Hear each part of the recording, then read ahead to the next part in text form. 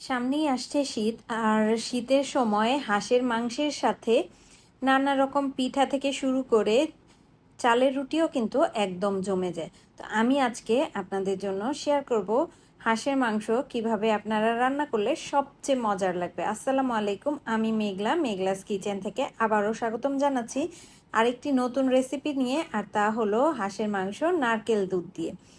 আর এটা কিন্তু আমাদের দেশে খুবই জনপ্রিয় একটা খাবার। নারকেলের দুধ দিয়ে হাঁসের মাংস রান্না করলে এর টেস্টটা অনেক গুণ বেড়ে যায় নর্মাল যে হাঁস ভুনা তার থেকে। তো চলুন এই রেসিপিটা আমি শুরু করি। এখানে আমি একটা হাঁস নিয়ে নিয়েছি, একদম সম্পূর্ণটা। এটাকে কেটে বেছে ধুয়ে নিয়েছি, আর আমি কারি কাট করে কেটে নিয়েছি। এবার একটা প্যানের মধ্যে আমি তেল দিয়ে দিলাম প্রায় হাফ কাপের মতন। এবার এর মধ্যে দিয়ে দিচ্ছি 2টা তেজপাতা, এগুলোকে খুব ভালোভাবে ছিঁড়ে দিয়ে দিচ্ছি। আর সাথে দিব গোটা গরম মশলা, তার মধ্যে থাকছে দারচিনি, এলাচ, লবঙ্গ এবং গোলমরিচ। এখানে 4টা এলাচ, 2 ইঞ্চি দারচিনি আর হাফ চা চামচ করে গোলমরিচ এবং লবঙ্গ ব্যবহার করেছি। যখন এটা একটু তেলটা গরম হয়ে সুন্দর একটা গ্রান বের হয়েছে, তখন এর মধ্যে আমি 1.5 কাপ পরিমাণ পেঁয়াজ কুচি দিয়ে দিয়েছি। এবার এই পেঁয়াজ কুচিটাকে কিছুটা সফট করে ভেজে নিয়েছি, অনেকটা হালকা বেরেস্তার মতো দেখতে পাচ্ছেন।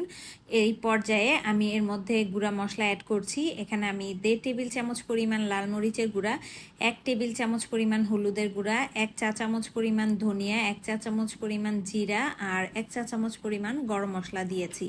এবার এই মশলাগুলোকে আমি তেলের মধ্যে ভেজে নিয়েছি। যে কোনো রান্নায় আপনারা তেলের মধ্যে মশলাটাকে এভাবে ভেজে দেখবেন, কালারটা কিন্তু খুবই সুন্দর আসে।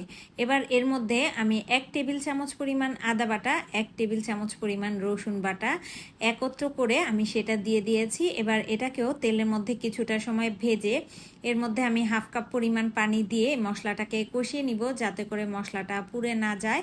তো সেজন্য প্রথমে অল্প একটু পানি দিয়েছি, আর পরে আবারও কিছুটা পানি দিয়ে মশলাটাকে নেড়ে চেড়ে খুব সুন্দর করে ভুনা করে নিব, যাতে করে থেকে তেলটা বের হয়ে আসে। যখন মশলা থেকে তেলটা খুব ভালোভাবে ছেড়ে দিয়েছে, তখন এর মধ্যে আমি 1 কাপ পরিমাণ নারকেলের দুধ দিয়েছি। নারকেলটাকে কুড়িয়ে আপনারা 10 মিনিট গরম পানিতে ভিজিয়ে রাখবেন, তারপর হাত দিয়ে চেপে দুধটা বের করে নিলেই হবে।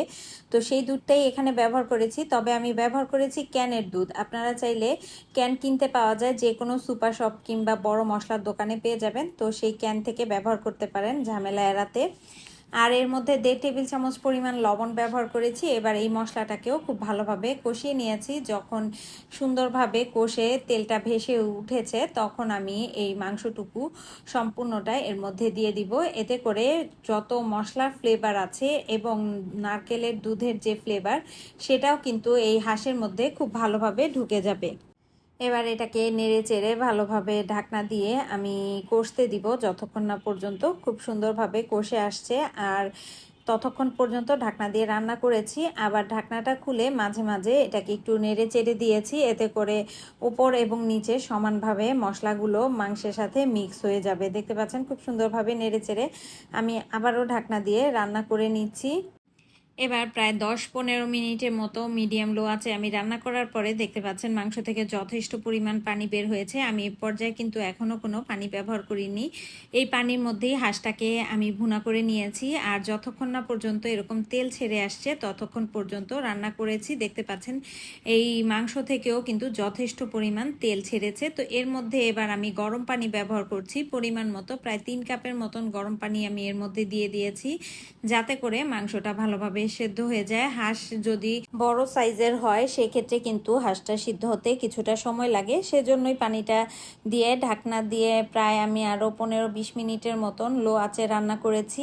এবার এর মধ্যে ব্যবহার করেছি আমি 6টা রসুন। এটা অপশনাল, এটা যদি চান আপনারা ব্যবহার করতে পারেন। তো রসুনটা দিলে হয় কি, হাঁসের যে একটা ব্যাড স্মেল থাকে অনেক সময়, সেটা কিন্তু দূর হয়ে যায়। আর রসুন তো এমনিতেই আমাদের স্বাস্থ্যের জন্য খুবই উপকারী, তার জন্যই মূলত আমি রসুনটা ব্যবহার করেছি। আর 10-15 মিনিটের মতন রান্না করেছি। এবার দেখতে পাচ্ছেন ঝোলটাও কিন্তু গাঢ় হয়ে এসেছে। তো এর মধ্যে আমি কাঁচামরিচ ব্যবহার করছি সুন্দর একটা ফ্লেভারের জন্য, আর দিয়ে দিচ্ছি এখানে প্রায় 1 টেবিল চামচ পরিমাণ গরম মশলার গুঁড়া। আর এই গরম মশলা গুঁড়ার রেসিপিটা কিন্তু আপনারা আমার চ্যানেলে পেয়ে যাবেন, লিঙ্কটা আমি ডেসক্রিপশন বক্সে দিয়ে রাখবো। তো এবার নেড়ে চেড়ে আমি ঢাকনাটা বন্ধ করে চুলাটাকে বন্ধ করে রেখে দিচ্ছি প্রায় 5 মিনিটের জন্য, এতে করে সব কিছুর ফ্লেভারটা সুন্দরভাবে এর মধ্যে ঢুকে যাবে। এবার পরিবেশন পাত্রে তুলে আপনারা এই হাঁসের মাংসটাকে যে কোনো কিছুর সাথে সার্ভ করতে পারেন, যেমন ভাত, পোলাও, রুটি, চালের রুটি, চিতই পিঠা, ছিট পিঠা, যে কোনো কিছুর সাথে সার্ভ করতে পারেন। এই হাঁসের মাংসটা দিয়ে খেলে কিন্তু এই ধরনের খাবারগুলো একদম জমে যায়। আর শীতের মধ্যে তো হাঁস মানুষের কাছে অনেক বেশি জনপ্রিয়। কে কে হাঁসের মাংস পছন্দ করেন অবশ্যই কমেন্ট করে জানাতে পারেন। আর কোন কোন অঞ্চলে নারকেল দুধ দিয়ে হাঁস রান্না করা হয় সেটাও কিন্তু কমেন্ট বক্সে জানাতে ভুলবেন না। আপনারা সবাই ভালো থাকবেন, আমার জন্য দোয়া করবেন। আজকে এই পর্যন্তই, আল্লাহ হাফেজ।